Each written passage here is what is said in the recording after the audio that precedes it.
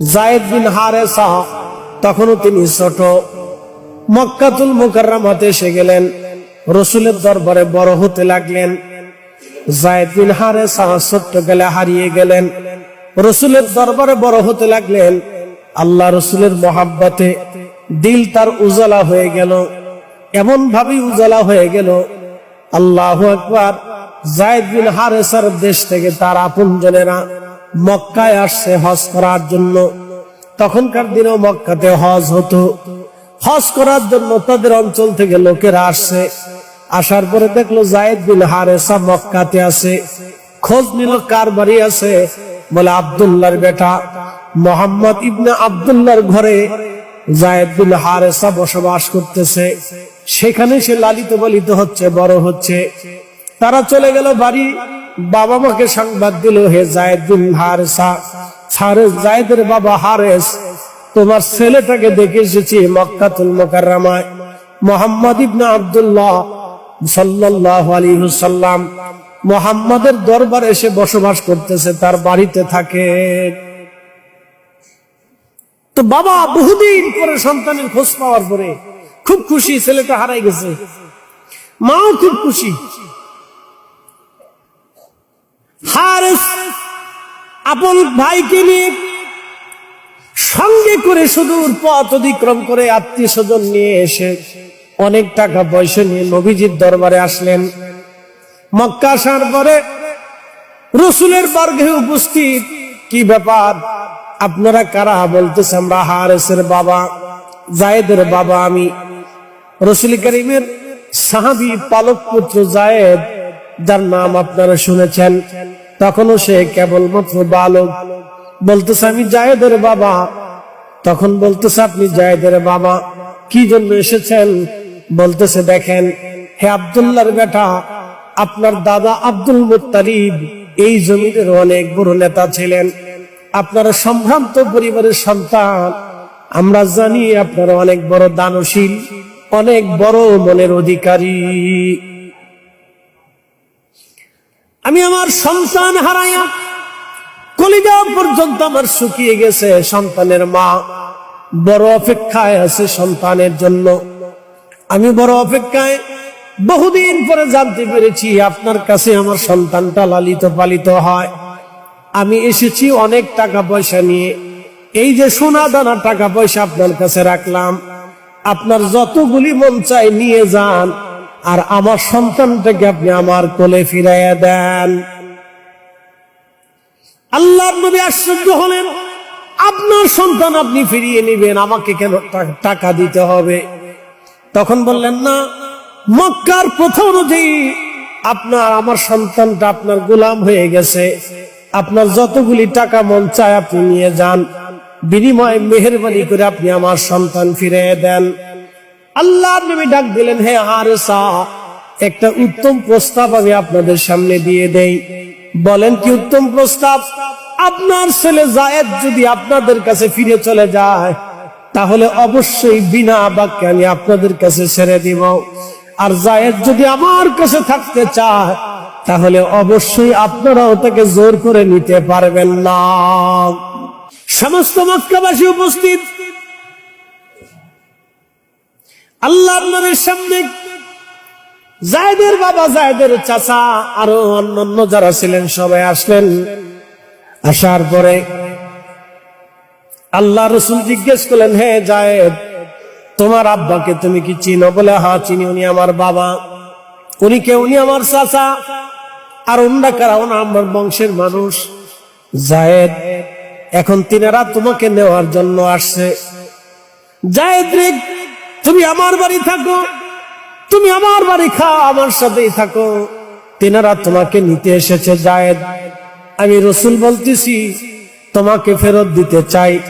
তোমার যদি মন চায় তুমি তোমার বাবার সাথে তুমি মায়ের কোলে ফিরে যাবে, আর যদি মন না চায় তুমি আমার কাছে থেকে যাবে। তুমি কি করতে চাও? তুমি কি আমার কাছে থাকবে না বাবার সাথে চলে যাবে? তোমার ইচ্ছার উপরে ছেড়ে দিলাম যায়েদ। তুমি যদি চলে যেতে চাও তুমি চলে যাবে, তুমি থাকতে চাইলেও তুমি আমার সাথে থেকে যেতে পারবে। হযরত যায়েদ পালক দিয়ে বলল, হে মক্কাবাসী, হে আমার আব্বা জান, আপনারা শোনেন, আপনি আমার বাবা, আমার মা আমার অপেক্ষায় আছে।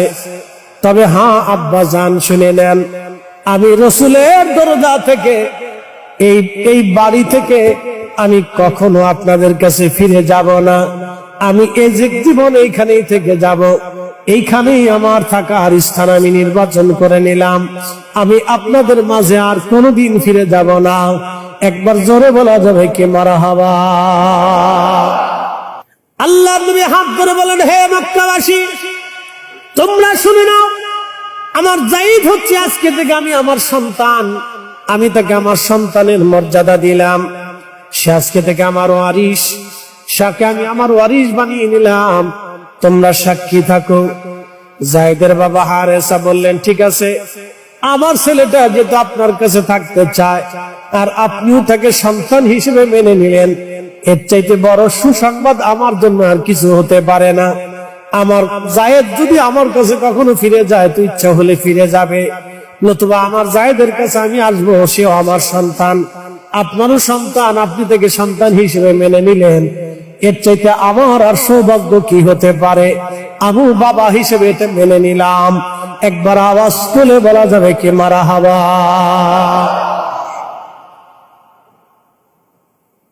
হযরত যায়েদ রাদিয়াল্লাহু আনহু কত ভাগ্য তিনার জীবনে, রাসূলের দরজায় থাকার কারণে তিনার কালেমা নসিব হয়ে গেল। শুধু কালেমা নসিব হয় নাই, তিনি মুতার প্রান্তরের প্রথম শহীদ হয়েছিলেন। আল্লাহর নবী 3 জন সেনাপতির নাম ঘোষণা দিলেন। 2 লক্ষ কাফের মদিনার দিকে ধেয়ে আসতেছে যুদ্ধ করার জন্য। একজন আর 2 জন না, 2 লক্ষ কাফিরের, রোমান এম্পায়ারের 2 লক্ষ সৈন্য আধুনিক অস্ত্র শস্ত্রে সজ্জিত হয়ে মদিনার দিকে ধেয়ে আসতেছে মদিনা আক্রমণ করার জন্য। ঠিক তখন নবীজি ডাক দিলেন, সাহাবীরা রে, কে আছো তোমরা? মদিনা রক্ষা করবা, ইসলামী সাম্রাজ্য বাঁচাবা, তোমরা কারা কারা যুদ্ধে যাবা? ওই সময় রাসূলের সামনে 3000 সাহাবী দাঁড়িয়ে গেলেন। মাত্র 3000 সাহাবী 2 লক্ষ কাফেরের সাথে সেই দিন জিহাদ করবে। মাত্র 3000 সাহাবী, একজন আর 2 জন না, 2 লক্ষ কাফেরের সাথে মাত্র 3000 সাহাবী জিহাদ করবে। দাঁড়িয়ে গেলেন হযরত যায়েদ রাদিয়াল্লাহু আনহু, জাফর রাদিয়াল্লাহু আনহু, আব্দুল্লাহ বিন রাওয়াহা রাদিয়াল্লাহু তাআলা আনহু। আল্লাহর নবীর সামনে দাঁড়িয়ে গেলেন। প্রিয় নবী সবার সামনে বললেন, আমার যায়েদ হবে প্রধান সেনাপতি, প্রথম সেনাপতি হবে যায়েদ। যায়েদ শহীদ হয়ে যাওয়ার পরে দ্বিতীয় সেনাপতি হবে জাফর। জাফর শহীদ হয়ে যাওয়ার পরে তৃতীয় সেনাপতি হবে আব্দুল্লাহ বিন রাওয়াহা। আব্দুল্লাহ বিন রাওয়াহা শহীদ হয়ে যাওয়ার পরে তোমরা সাহাবীরা নির্বাচন করে নেবা তোমরা কাকে সেনাপতি বানাবা। তোমরা যাও, প্রিয়জনদের কাছ থেকে বিদায় নিয়ে আসো, যুদ্ধের জন্য তৈরি হয়ে যাও। সবাই যার যার বাড়িতে চলে গেল। হযরত যায়েদ রাদিয়াল্লাহু আনহু নবীজির সামনে দাঁড়িয়ে রইলেন। আল্লাহর নবী বলেন, যায়েদ বিদায় নিয়ে আসো স্ত্রী সন্তানদের কাছ থেকে।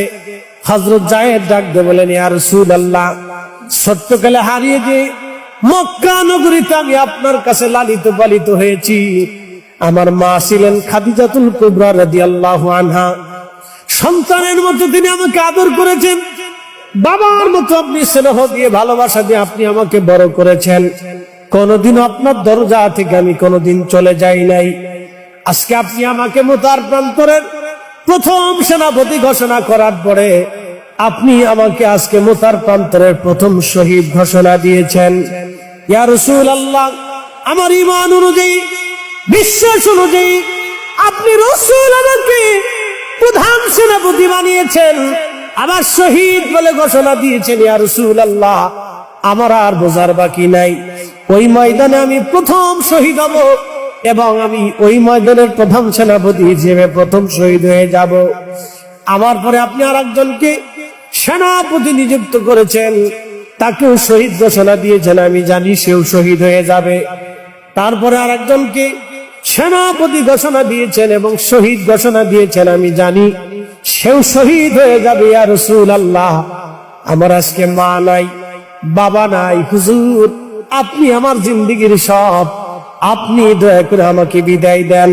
ইয়া রাসূলুল্লাহ, দুনিয়াতে আপনার সাথে আর কোনোদিন দেখা হবে না, হাসরের ময়দানে আপনার সাথে আমার দেখা হবে, পরপরে আপনার সাথে আমার দেখা হবে। নবীজি আপনি দয়া করে আজকে আমাকে বিদায় দিয়ে দেন। আমি আর কার কাছ থেকে বিদায় নিব? আপনি আমার জীবনের সব, আপনি আমার কাছে, আপনি আমার কাছে বিদায় দিয়ে দেন। এটাই ছিল সাহাবীদের ইশকে রাসূল, আল্লাহ রাসূলের প্রতি ভালোবাসা। কথা বলেন ঠিক কিনা?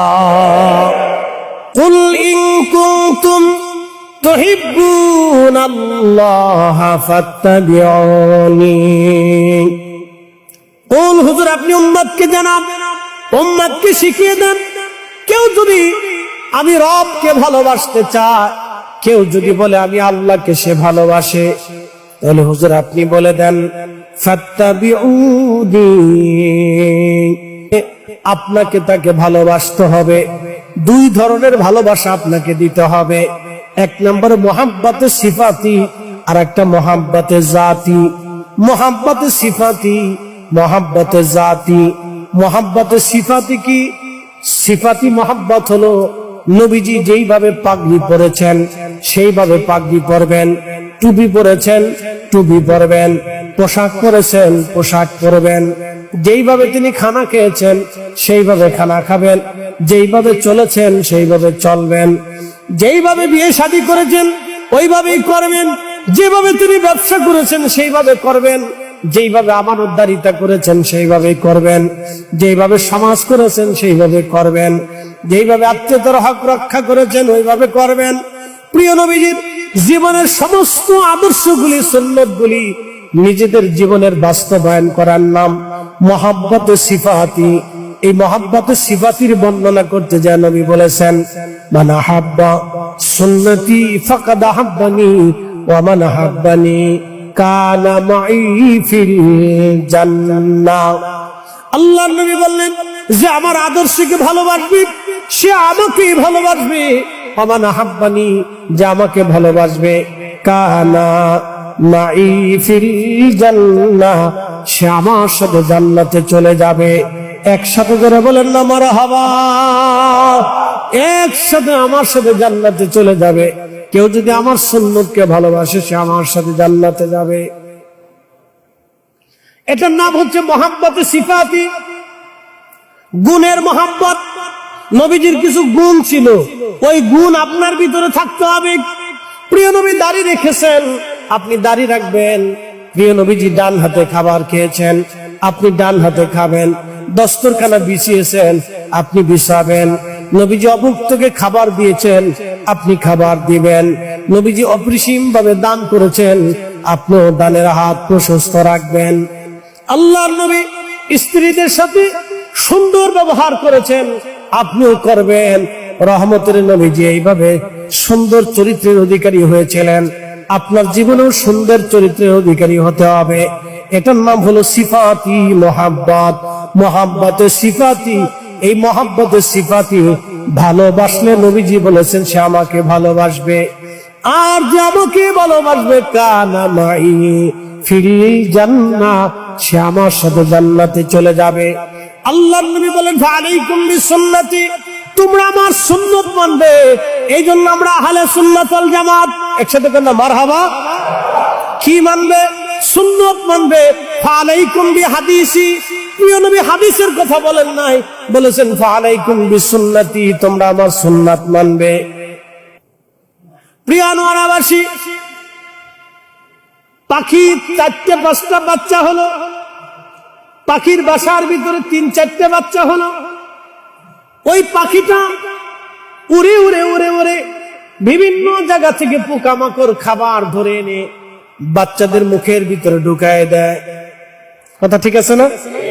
পাখির বাচ্চারা হা করে, মা পাখি দৌড়ে আসার পরে হা করে পাখি বাচ্চার মুখের ভিতরে খাবারগুলি ঢুকায় দেয়। সাপ আসে বাচ্চাটাকে মারার জন্য, ধরার জন্য, অথবা হিংস্র কোন পাখি চিল আসে বাচ্চা ধরে নিয়ে যাওয়ার জন্য। তখন এই মা পাখিটা জীবনের সমস্ত শক্তি দিয়া তখন তার বাচ্চাদেরকে বাঁচানোর জন্য লড়াই করে শত্রুর সাথে, নিজের জীবনকে শত্রুর মুখে ফেলে দিয়ে মা যুদ্ধ করতে থাকে তার বাচ্চাকে বাঁচানোর জন্য। বলেন তো এই পাখিটা তার বাচ্চাদেরকে ভালোবাসে স্বার্থে না বিনা স্বার্থে? বিনা স্বার্থে। ওই মা পাখিটা হৃদয়ের গভীর থেকে বাচ্চাদেরকে ভালোবাসে। এই ভালোবাসাটার নাম হলো মহাব্বতে জাতি। মহাব্বতে জাতি আপনাদেরকে বুঝাইলাম, এটাকে বলা হয় মহাব্বতে জাতি। এই জাতি মহাব্বতের বিষয়ে আল্লাহ বললেন, হুজুর কেউ যদি আমাকে ভালোবাসতে চায় তাহলে বলে দেন ফাত্তাবিউনি, সে যেন আপনাকে জাতি মহাব্বত দিয়ে ভালোবাসে। শুধু এইখানে শেষ হবে না, ইউহিব্বুকুমুল্লাহ, যদি এইভাবে ভালোবাসে আমি আল্লাহ ওয়াদা করলাম আমি ওই বান্দাকে ভালোবাসবো।